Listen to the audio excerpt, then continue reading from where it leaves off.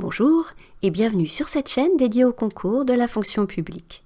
Alors aujourd'hui, je vais revenir sur un sujet de cas pratique du concours d'accès aux IRA, le sujet qui a été posé à la session d'octobre 2022 et qui portait sur le télétravail. Ce sujet va me permettre d'aborder 3 points clés de la méthode du cas pratique. Le premier sur la conception du plan, le deuxième sur la prise de notes, et le troisième sur les propositions que l'on attend du candidat en fin de note. Alors ce thème du télétravail n'est pas très original. On l'a déjà retrouvé dans des concours en 2016, 2017, puis à la suite de la crise sanitaire à partir de début 2022. Néanmoins, quand on prend un dossier de cas pratique, il faut faire comme si on n'avait rien lu sur ce sujet pour aborder le dossier de façon totalement vierge, comme sur une page blanche, et essayer véritablement de se mettre dans la logique de la personne qui a rédigé le sujet. C'est en particulier vrai sur le plan. En effet, dans un sujet de cas pratique, on a une proposition de plan et il faut véritablement la suivre. Il n'y a pas de prime à l'originalité. Si le rédacteur du sujet propose ce plan, c'est qu'il a une logique qu'il veut qu'on suive et il faut au contraire se fondre dans cette logique pour essayer d'en tirer le maximum. Alors ici, quel est le plan proposé? On le voit ici en fin de sujet. Alors je n'ai pas reproduit l'intégralité du sujet. Il y avait un premier paragraphe sur un contexte plus général sur le déploiement du télétravail à la suite de la crise sanitaire et un paragraphe en fin de sujet sur les annexes qu'il était proposé de rédiger. Ici, à l'écran, le dernier paragraphe qui apparaît porte sur ce plan qui est suggéré. On peut le présenter autrement. On voit un plan 3 parties. Néanmoins, il est toujours possible de le réduire à 2 parties, mais je ne le conseille pas particulièrement. Si le rédacteur du sujet a voulu isoler ces 3 parties, c'est que ces 3 parties sont aussi importantes l'une que l'autre. On voit ici une première partie sur les enjeux du télétravail, une deuxième partie sur les impacts du télétravail, d'une part sur l'organisation et d'autre part sur les pratiques managériales. On nous suggère donc non seulement la partie mais également les sous-parties. Et enfin la partie proposition qui doit porter sur le cadre du dispositif d'appui que la PFRH pourra déployer en accompagnement des services. On va revenir pas à pas sur ces différents points. On a donc une première partie sur les enjeux. Les enjeux, c'est quasiment un passage obligé, des notes de cas pratiques ou des notes de synthèse en général. Qu'est-ce qui est en jeu? Quel est l'objectif? Quels sont les bénéfices que l'on peut en tirer? Mais ici, on ne nous donne pas les sous-parties. Il va donc falloir organiser les idées et si possible en 2 sous-parties. Une façon très simple d'organiser ces sous-parties, c'est de le faire en distinguant les enjeux par acteurs. Les enjeux pour l'employeur et les enjeux pour les agents. Une autre façon d'organiser cette sous-partie est de catégoriser ces enjeux par type d'enjeux. Enjeux en matière de ressources humaines, enjeux en matière d'organisation. Mais j'ai peur qu'avec ce plan-là, on déborde trop sur la deuxième partie qui nous est suggérée et qui porte sur les impacts du télétravail.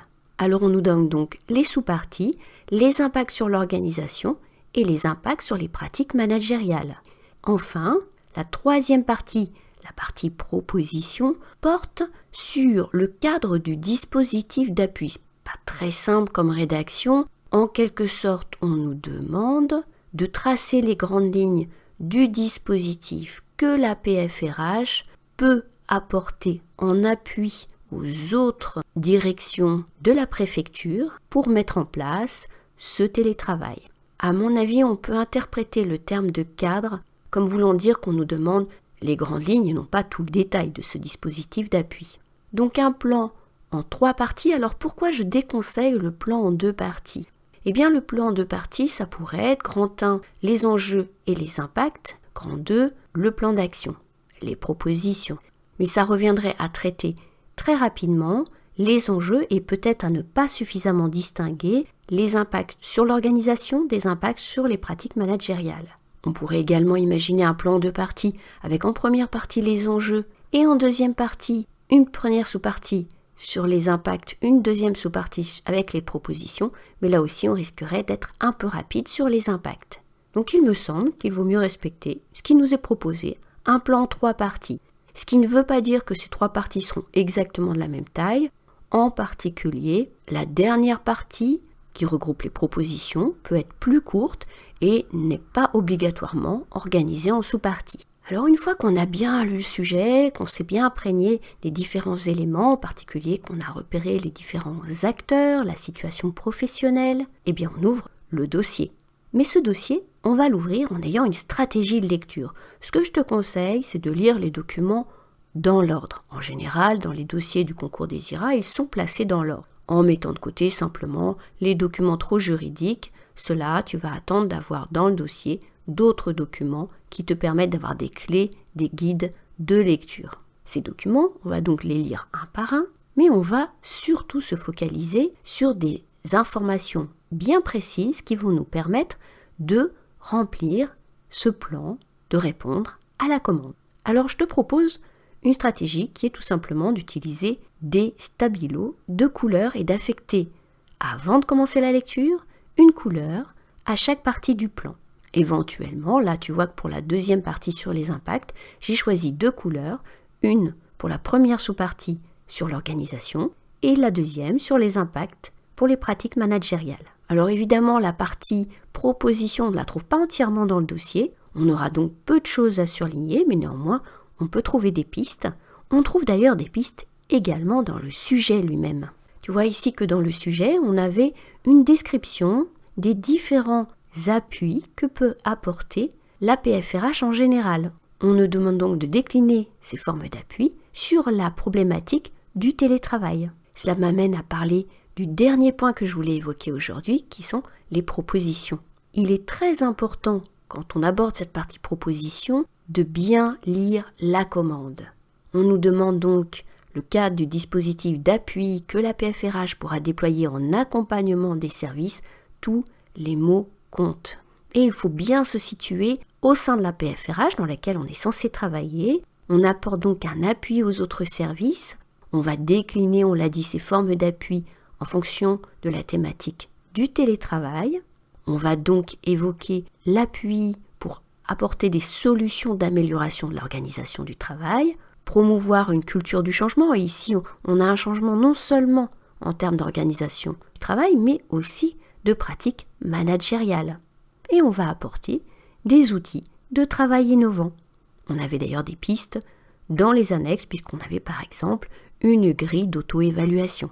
On voit malheureusement beaucoup dans les copies des plans d'action qui s'éloignent de la commande. Beaucoup tournent autour de la communication ou autour du mode projet. Pas particulièrement question ici d'un mode projet, c'est plutôt un accompagnement sur le long terme. On n'est pas sur un projet avec une date cible. Et il est très important dans le plan d'action de bien préciser qui fait quoi.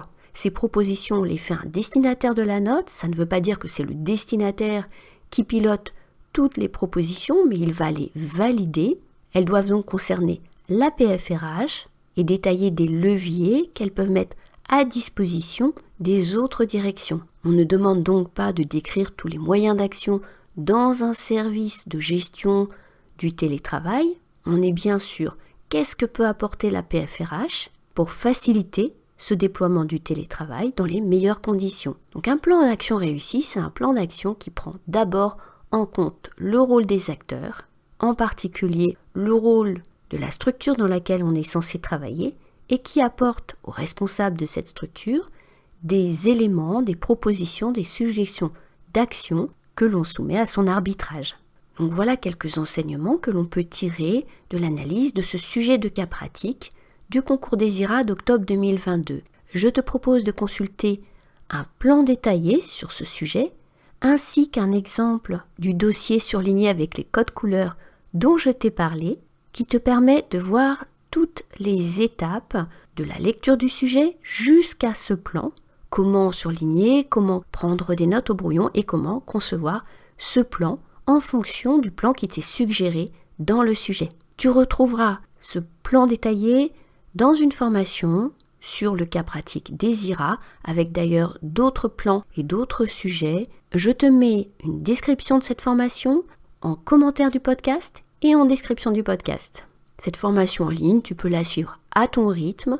Tous les modules sont disponibles dès le départ et te permettent d'approfondir la méthode pas à pas pour acquérir des réflexes et maîtriser les clés du cas pratique. Alors j'espère que ces quelques conseils à propos du cas pratique des IRA de la session d'automne 2022 t'ont été utiles.